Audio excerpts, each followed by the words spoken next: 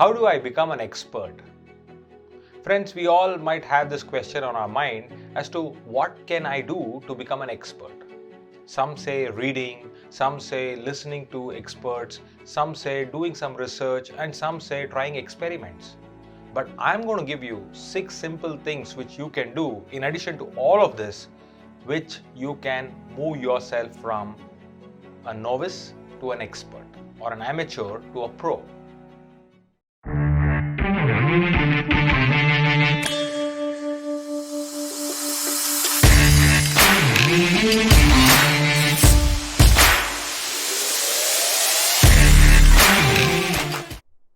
Hey friends, welcome to CSKSpeaks. I am CSK, your personal coach, and I'm here to talk to you today about an interesting topic. How can you move yourself from being an amateur to an expert? Now, it can be any area, any field, be it your career, be it whether it's about money management, be it about learning a new skill, anything. How can you move up the ladder and become an expert? As I said at the introduction, it can be about reading, it can be about experimenting, it can be about listening and understanding from people, it can be about trying your hand at different things and use that approach of a time-consuming, trial and error way of life. Or you can listen to this and list down 6 simple steps by which you can move sure shot towards expertise. Now this one, what I'm going to share is from my own experience, is from something which I have tried and I have tested and it worked. And I'm going to give you some examples from my life as we go forward. But keep this in mind. You can try this with yourself. You can try this with your children if you are a parent watching this. You can try this with your students if you are a coach or a professional teacher, or you can even try it with your own team members or workplace, because all of us nurture that secret dream of becoming experts in our field of work, field of life, isn't it? So let's get started. First thing is all about asking yourself the context around which you want to become an expert. Let me explain this. Say for example, you want to learn something, say YouTubing, right? Break the whole context into 3 parts. Okay, I want to create videos, I want to put it up on YouTube, I want to make it popular, I want people to come and watch. This is a wish list. But what I am talking about when I say context is, first list down what do you know about YouTubing, 2, what do you know less, and 3, what is unknown. Let me repeat this. The known areas, lesser known areas, and then the unknown areas. Known areas, very easy. You can list down what all you know. Lesser known areas comes out of the known areas, because when you list down your known areas, you will also can understand and identify what are those areas which you know less, relatively less about. So you list that down. Unknown areas, there are a lot of things. Now you may ask, how do I know what I don't know? By knowing your known areas and less known areas, you will know the rest of the things which are connected to YouTube are your unknown areas. And remember, you have reading lists, you have expert talking about, and when you listen to all of them or experiment something or try something your competitor is doing, and when you don't know how it worked, that is an unknown area, isn't it? So you first set the context. So that's the first step. Next, move second step, which is to ask yourself open-ended questions. What do I mean by open-ended questions? In simple words, in one word actually, it is a realization question. So what do I mean by realization question? Let's take an example. You are asking a question which forces you to realize or bring out your realization. Like if you say, okay, this is my opinion. Ask, what do you really mean when you say this is my opinion? Now that's a realization. If you say, this is it, this is my judgment, or this is how it works, ask, can you dig deeper? Can you elaborate that? Now when you do this, you go through a fine process of bringing out what led you to that conclusion. And that is realization, because when you bring together these open-ended questions, you are doing three things. One, you are asking yourself to go deeper.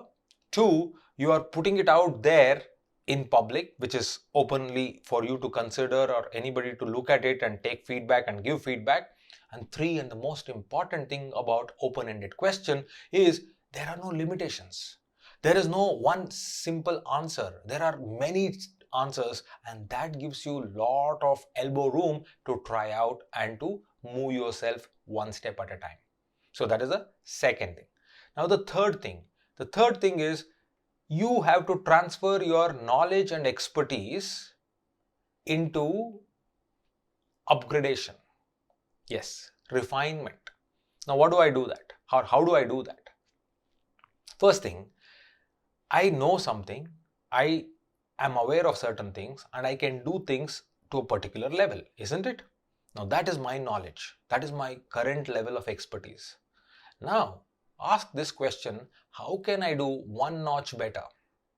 You can call this as continuous improvement, or the Japanese concept of kaizen, K-A-I-Z-E-N. But let's not get too technical over there.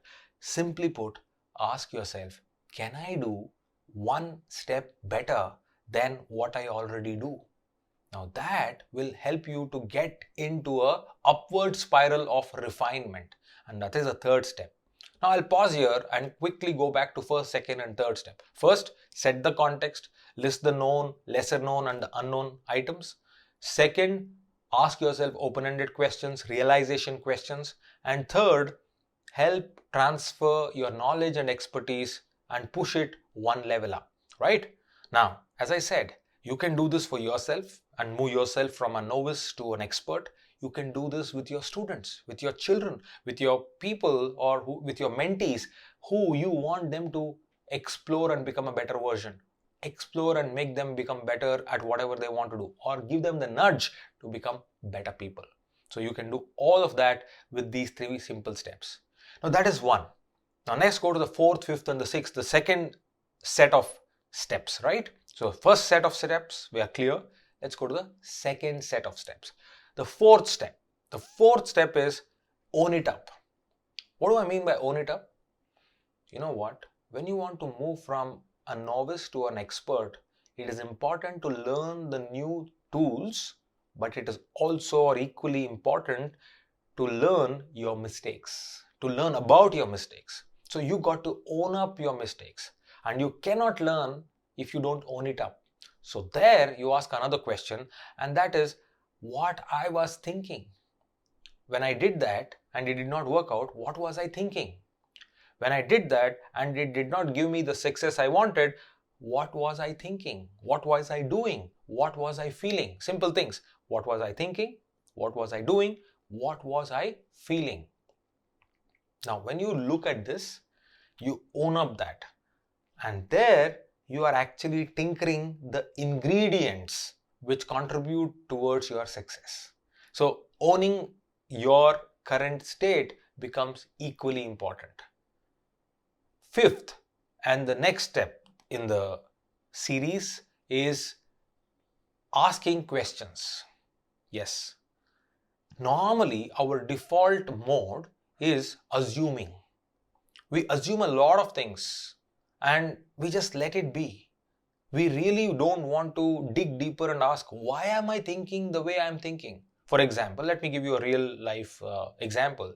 I tried to call somebody. They don't pick up. The first assumption or the first thing which comes to my mind is they don't like me or they're avoiding me. We don't think that they may be really busy. We don't think that maybe they are not near their phone. We don't think that they are somewhere which is unavoidable. They might be in a hospital, or they might be praying, or they might be out for a run or in the gym. We don't realize all that, or we don't even think. The simple assumption is, I called, they did not answer, which means they are avoiding, they don't like me.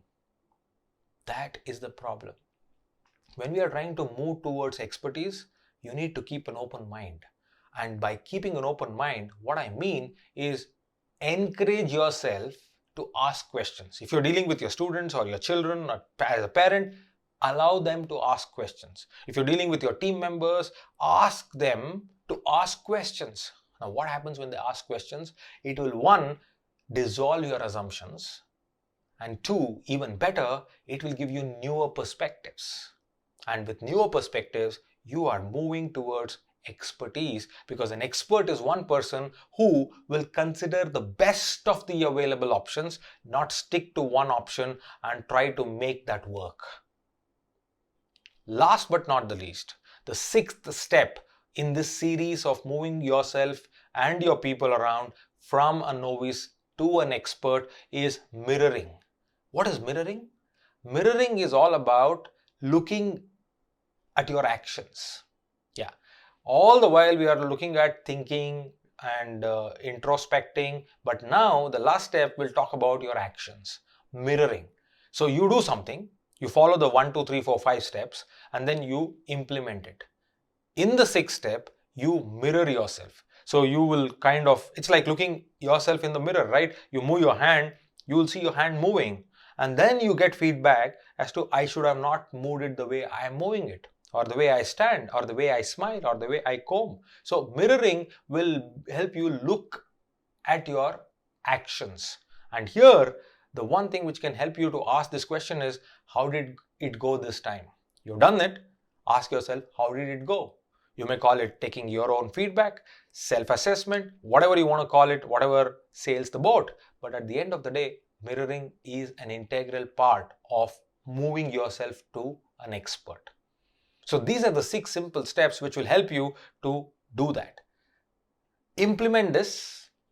Let me know if you have any challenges so that I can go back and come back with more clarity on that particular step which you are facing difficulty. And you know where to meet me. You can comment, you can DM me, you can write to me, you can reach out, and I'll be more than happy to help you. As I am talking to you, I am also implementing this in my life, and I'm trying to move myself towards an expertise. I said that I'll give you an example from my own life. So let me talk about how I am trying to work out on one particular skill which I am really interested to develop. And that skill is about fast reading. Yes, I'm a good reader, but I want to become a fast reader. So what am I doing? I'm doing all the 6 steps. First, what I know about reading and fast reading, what I know less, and how can I know more. Second, I'm asking open-ended questions, realization questions. Last time I read a page, how much time did I take? What really went wrong? Did I read it loud? Did I read it in my mind? Or did I just skim through? Or even if I skim through, will I be able to get the essence of it? These are questions, open-ended. How can I do it better? All that. Then transfer your knowledge to asking it, how can I push it one more step? One more step forward, right? Or one more level up. Then I own it up. I tried. Can I maintain consistency? 5 pages within 5 minutes. Can I do it? That means 1 minute a page. Can I maintain that consistency for 10 pages, for 12 pages, for 13 pages, for 15 pages? Am I going that? Own it up. If I fail in 1 page, I have to own that. That's when I can try again. Then, who is doing it better? How are they doing it? How can I do the way they are doing it, or the way I want it? So these are the realization questions. These are the questions which we can ask so that we can work on it. And last but not the least, once you are done with it, mirror yourself as to where did you sit, how did you watch, how did you read, and can I do better? So by doing this constantly, we will move towards an expert. I'm still not there. I'm getting there. But at the end of the day, there is a process. There is a process which will build you towards that end. So I hope you enjoyed this particular breakdown of the process. And if you have any feedback or comments, do feel free to share with me on this forum. Thank you so much. Till next time, keep watching CSK Speaks.